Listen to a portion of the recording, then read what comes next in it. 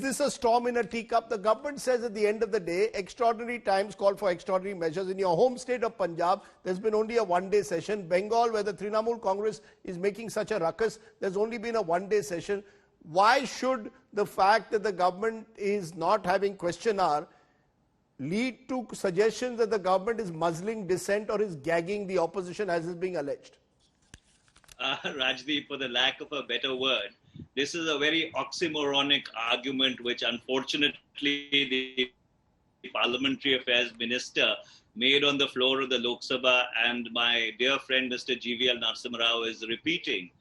Is Parliament supposed to emulate assemblies, or should it be the other way around? So while he's right that Punjab did have a one-day session, or West Bengal curtailed its session by one day, let me also point out that Telangana had a session with a full-fledged question hour. And so therefore there would be many other assemblies which also would have had sessions or will have sessions with full-fledged question hours. And this is not an argument which is either here or there. And number two, coming to wastage of time, unfortunately, Mr. GVL Narsimha Rao's memory, stops at 2014 and doesn't extend beyond that. Right. If I were to remind him how between 2009 and 2014, session after session of Parliament was washed out by an obdurate opposition, I think possibly it will do them no credit who are trying to be custodians of parliamentary democracy today.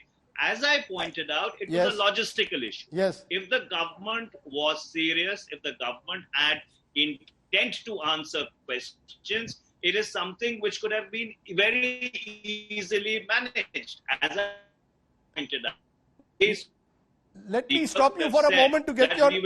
Let me get your audio. Let me get your audio corrected a bit while we speak. But I want to turn to, therefore, another element. Since we are talking about questions, I have with me, therefore, GVL Narsimha Rao, something that should concern us all.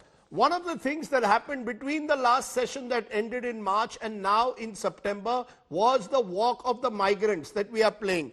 Today, one of the MPs asked a question, on an unstarred question, on migrant workers returning to hometowns, and asked whether the government was aware that a number of migrant workers lost their lives during their return to the hometown, whether the government has provided any compensation to the victim's family, whether the government has done any assessment of the job loss to the migrant workers. In each of these things, the government says no such data is maintained, question does not arise, no such data is maintained. This is the worry.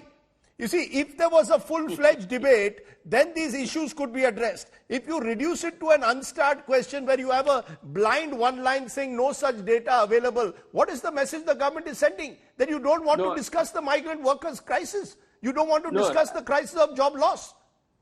No, Rajdeep, the problem is, I think in question hour, you don't have a discussion. In a question hour, you will also get a reply like this, even in a starred question. But there are two supplementaries which are allowed to the member who raises the question. And maybe two other members can ask a question. It's not that you can have a full-fledged discussion. As I said, there are several bills which are lined up in this session, and there will be opportunity to discuss all these issues in those as a part of those bills, and also separate short duration discussions can be had.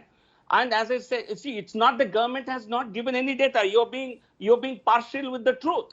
Government has said how many, first part of the question was, what are the number of people who have returned? Some data has been, whatever data is available with the government, which has been compiled from the state, has been made available. You have why don't you read it and then tell the truth to the viewers? But where question of number of deaths, it's certainly, there are some incidents that have happened, we know, but how many such incidents happened, where these incidents have happened, certainly this information is likely to be in the domain of the states. I think I find one tendency all of a sudden that everything has to be done by Narendra Modi. Only Modi ji is responsible for anything that happens anywhere in the country, because we think it's a soft target. We can really pick and choose this as a target. I think every central government has given crores of rupees, thousands of crores of rupees to the people, to the state governments to look after migrants.